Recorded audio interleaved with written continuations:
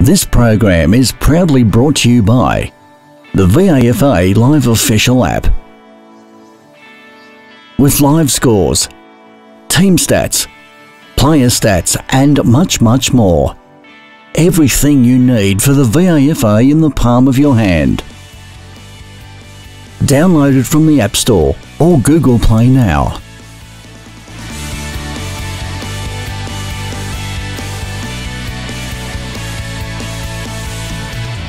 Good afternoon, this is Gerard Gleeson at Elstonwick Park, where this afternoon the old Melburnians have beaten St Kevin's Old Boys. And I have here with me the head coach of St Kevin's Old Boys, Guy Martin. Guy, 2 in a row, and not what you're looking for at this time of year. Yeah, no, it's not. We did that in rounds 2 and 3 early on in the year, and came back with a good win. So hopefully we come back with a good win. We need to.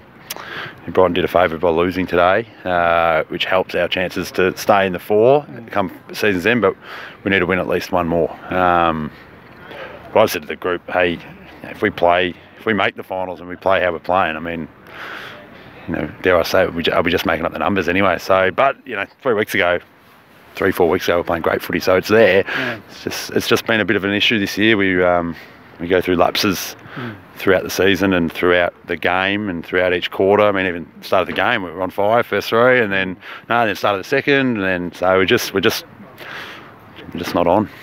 And look, the stats indicate a really even game, which it was on the scoreboard until the last 5 or 10 minutes, and it seemed that they had their forward line was functioning a bit better than ours, was the view we took. Yeah. I think our decision making going forward and some of our ball in hand stuff, when to play on, when to kick it, long to a dangerous one-on-one, or when to maybe just hold on to it and chip it around. It's funny, you'd love to be inside their head and see what they're saying, because sometimes it staggers me what the decision they make, but it's hard because I don't know what they're saying, and they're out there. It's very easy doing it from this side of the fence, don't get me wrong. But I think our decision making with ball in hand, we made some horrendous decisions, and that was probably the difference. And that makes a forward line look better. If we're making good decisions and putting it to good spots, it makes it look a bit better. So I would probably blame more up the ground rather than the forwards. And flip side, same. I wouldn't be blaming our backs. I'd probably be blaming our midfielders a bit more. And next week is the last home game for the season, and your last chance to really get things going tippy-top before the finals. No disrespect to Carey, but you want to put on a good showing next week?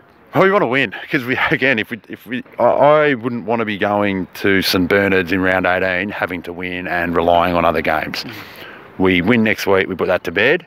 So that's obviously the main goal. But then there's obviously an element of, we've got 8 quarters to prepare for a hopeful final in 3 weeks' time out here. So, yeah, we've got to. It's there, like it's in the group. They're good enough. I've got no dramas with that and no questions, but it's not there at the moment. But as you say, we've probably got 2 weeks, 8 quarters to prepare and ramp it up for finals, and hopeful finals, I should say. I'm definitely not getting ahead of myself, especially after that. So, okay, Guy. Well, thank you for that, and look, with a good luck to the Scob Saints for the grand final tomorrow. Yes, I'll pass over now to Charles, who'll be speaking to the coach of Old Melburnians. Thanks, Jerry. I'm here with the senior assistant coach of the Old Melburnians Football Club, Paul O'Connell. Paul, a famous victory for the side today. By trailing for the first 3 quarters, the comeback in the last really showed the heart and determination of the boys. How do you see today's game? Yeah, look, well put, Charles. We came with a real focus today. Mathematically, we're still a chance to play finals, and we haven't really taken a big top 4 scalp all year. We've been close, but not good enough. And we had a big reunion on as well, our 2009 Premiership reunion. They're all here, and there's a big night up happening on tonight. So we were just really proud of our boys' effort, and finally to be able to convert the opportunities, which we've been in other games that we haven't, to get the job done today was very, very pleasing.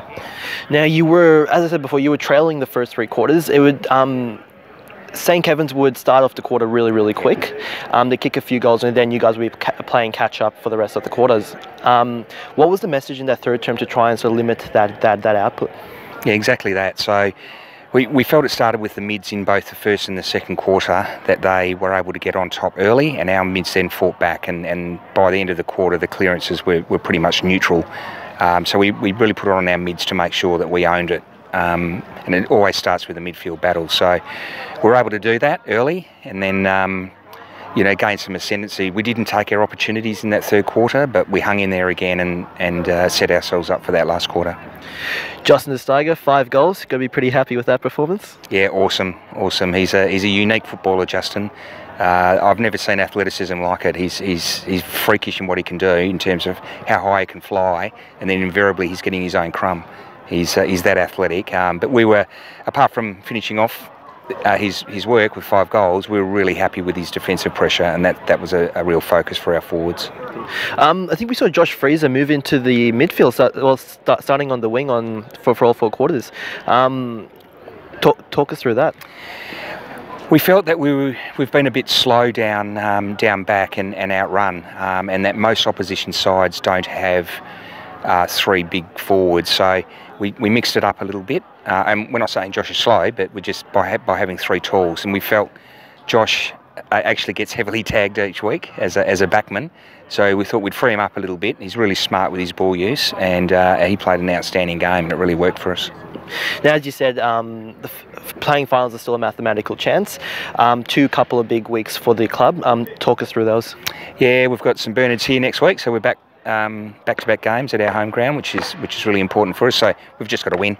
Yeah. Then we've got to beat Uni Blues at Blues, which is always really difficult to do. But collegiates have to get beaten in one of their games at the very least, and that's possible. They've got odds of variance in the last quarter, so in the last game. So we'll see how we go. Well, thanks for joining us. Thanks to everyone for joining us, and we'll see you next week.